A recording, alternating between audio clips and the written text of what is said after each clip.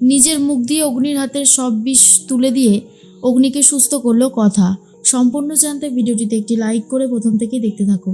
গল্পে শুরুতেই দেখা যায় কথা তো চলে গেছে পুজো দিতে, এদিকে প্রান্তিকও গেছে ছদ্মবেশ নিয়ে।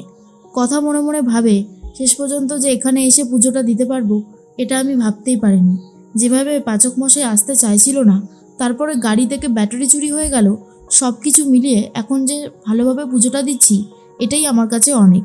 এর মধ্যেই দেখা যায় মেজো কাকিমণিকে ফোন করেছে প্রান্তিকের বাবা, আর প্রান্তিকের বাবার ফোন নাম্বারটা সেভ করা ছিল। তখনই মেজো কাকিমণি বলে, এ কি, মিস্টার বিশ্বাস এখন ফোন করছে কেন আবার? তখনই প্রান্তিকের বাবা ফোন করে বলে, আপনার সাথে আমার অনেক কথা আছে, আলাদা জায়গায় আমরা মিট করি। তখনই মেজো কাকিমণি বলে ঠিক আছে বলেই ফোনটা কেটে দেয়। অন্যদিকে কথা চলে এসেছে তো পুজো দিতে, ভোলে বাবার পুজো দিতে শুরু করে। সাইডে দাঁড়িয়ে আছে অগ্নি, দাঁড়িয়ে দাঁড়িয়ে সব কিছু দেখতে থাকে আর বলে, কখন যে এই সমস্ত কিছু শেষ হবে কে জানে। উফ, বাড়ি ফিরে যাব, ভালো লাগছে না আর, মনে হচ্ছে এখনই ফিরে যাই, তবে এই ঢুঙি যতক্ষণ না আসবে ততক্ষণ তো যেতেও পারবো না। এদিকে চারিদিকে লোকজন রয়েছে, প্রান্তিক এমন ছদ্মবেশ নিয়েছে যে অগ্নিও পর্যন্ত চিনতে পারেনি। এরপর প্রান্তিক মনে মনে ভাবে, এদেরকে তো দেখতে পাচ্ছি না। কার্তিককে ফোন করে জিজ্ঞেস করে, হ্যাঁ রে কার্তিক, বলছি তুই তো বলি ওরা নাকি এই মন্দিরে এসেছে, তো কোথায় ওরা? ওদের তো খুঁজে পাইনি। কার্তিক তখন বলে, গুরু, অনেক লোকজন আছে, হয়তো ভালো করে খুঁজে দেখো, পেয়ে যাবে। প্রান্তিক দেখতে পেয়ে যায় অগ্নিকে আর বলে, বাহ, পাখিকে দেখতে পেয়ে গেছি, রাখ। এরপর কথার ভোলে বাবার কাছে প্রার্থনা করে আর বলে, তুমি দেখো ভোলে বাবা, পাচক মশাইকে নিয়ে আমি যেন সুখে শান্তিতে সংসার করতে পারি, এটুকুই চাওয়া। সারা জীবন যেন আমি আমার স্মৃতি সিঁদুর নিয়ে থাকতে পারি, তুমি দেখো। এর মধ্যেই কথা তো মন দিয়ে পুজো দিতে থাকে, আর অন্যদিকে অগ্নি দেখতে থাকে কথার পুজো। ঠিক সেই মুহূর্তে প্রান্তিক এসে বলে, এই ফুলের ঝুড়িটা আপনাকে দিতে বলল কথা। এটা শোনার পরেই অগ্নি আর কিছু না ভেবে চিন্তেই ফুলের ঝুড়িটা নিয়ে নেয়। প্রান্তিক তখন চলে যায় সাইড দিয়ে। অগ্নি মনে মনে ভাবে, এর মধ্যে আবার কী রয়েছে যে কথা আমাকে এটা দিতে আসতে বললো ওনাকে। বলেই হাত ঢুকিয়ে দেয় ভেতরে, আর যেই না হাত ঢুকিয়েছে কাঁকড়া বিছেটা কামড়ে দেয়। ব্যথার চোটে ছটপট করতে শুরু করে দেয় অগ্নি, হাত থেকে ফুলের ডালিটাও পড়ে যায়। তারপরেই ব্যথায় ছটপট করছে আর বলে, উফ, হাতটা তো জ্বলে যাচ্ছে, কি করব আমি এখন, কি করব, কিছুই তো বুঝতে পারছি না। তার মধ্যেই কথা চলে এসেছে আর বলে, পাচক মশাই, কি হলো, আপনার কথা বলছেন না কেন? কি হলো পাচক মশাই, কথা বলেন না? কিন্তু পাচক মশাইয়ের কোনো সারা শব্দ নেই। এরপরে সবাই মিলে বলে, কাঁকড়া বিছে কামড়াচ্ছে, ওই যে কাঁকড়া বিছেটা যাচ্ছে।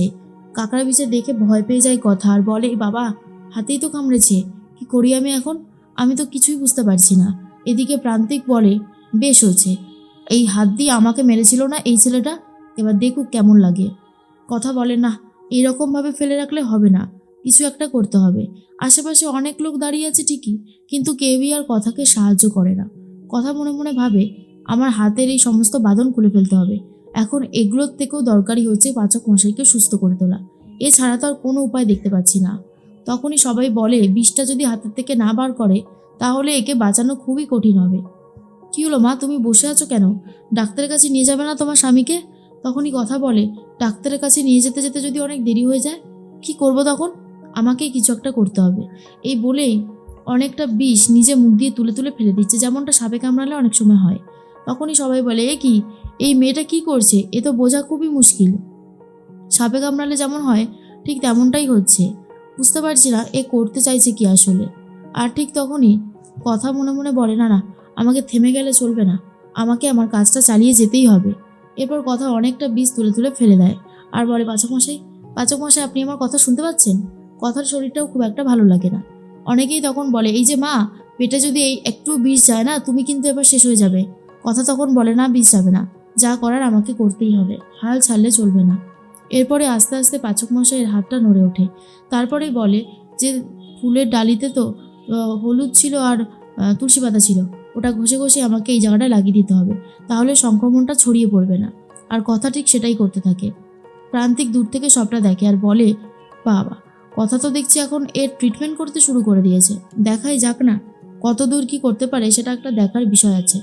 এরপর কথা ভালো করে ঘষে একটা ডো বানিয়ে ফেলা, তারপরে ওটা ভালো করে মাখিয়ে দিচ্ছে যাতে ওই জায়গাটাতে কোনোভাবে আর কোনো অসুবিধা না থাকে।